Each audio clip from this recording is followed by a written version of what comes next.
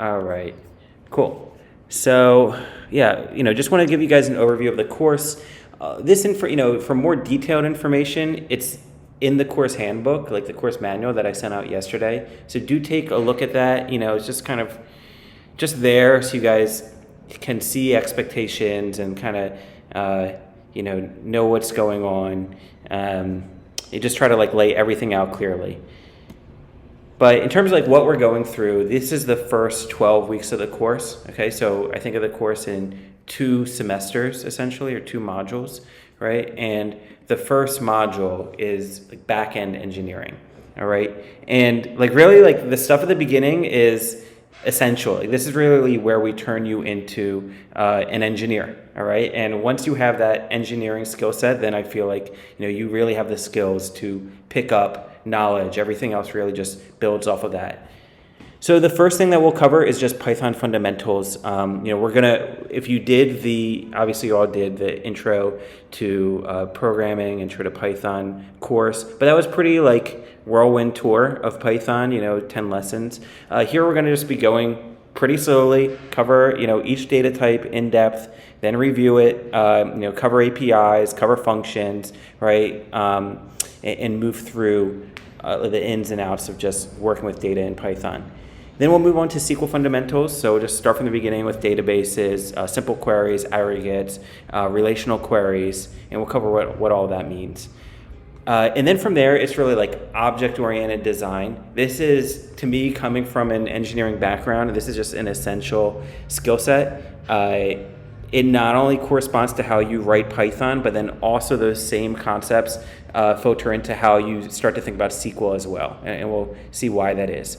So things that we'll learn we'll not only learn like object-oriented programming, if you've done a tutorial on that or gone into that, but also just the patterns, like how to do ETL in Python. And this is the pattern we'll learn is called the adapter pattern. It's like a classic programming pattern. Another pattern we'll learn is just like an ORM pattern, which is how you relate a class, like an object in Python, to a table in a database, and there's a pattern for doing that. And then we'll use these different patterns to build out a back-end API, so something that someone else could say, make a request to, ask for information, and get back a response.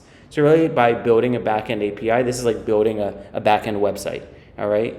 And the point of building like a website is just to have you work with a large code base in Python and with SQL.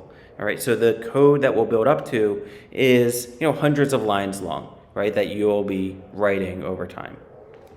And like I said, just by writing pure Python and SQL, like that's to me how you start becoming a back-end developer. And that's what we'll cover in the first half of the course. But really, like beyond the topics, it's really okay, just how do you think like a programmer?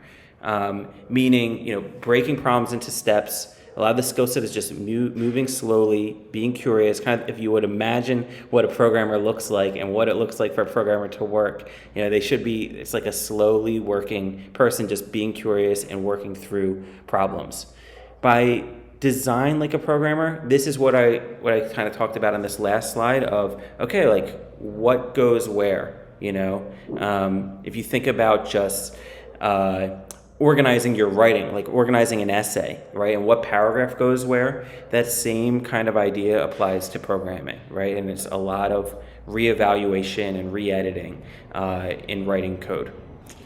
And then, I also say like a process for collaborative learning, right? Like learning together. If you think about the software engineering, just like field in general, obviously it's always changing, right? So just being able to pick up new technologies quickly and being able to bring your teammates along with that, or like that's what really makes someone like a more senior engineer, is not just having the skill set themselves, but being able to teach others.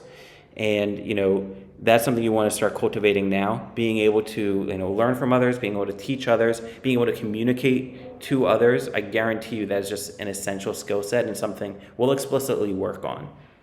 And then the last one, this is really the most important one, is to cultivate, curiosity or love for coding. One thing I've taught a lot. I've been teaching since 2015 now, and before that was working as a software engineer. And one thing I've just noticed is the people that enjoy it the most, the people that like genuinely just find this interesting, they're those who end up doing the best. And you'd be amazed, how quickly you can grow and how quickly I've seen junior engineers be just real leaders in their company because they simply are passionate about it. All right, so this may not come like if you come from a different field, like for instance, if you come from a field that really values just like a lot of output as quickly as possible. Coding is a little bit different. It takes, kind of moving a bit slowly, but still being engaged.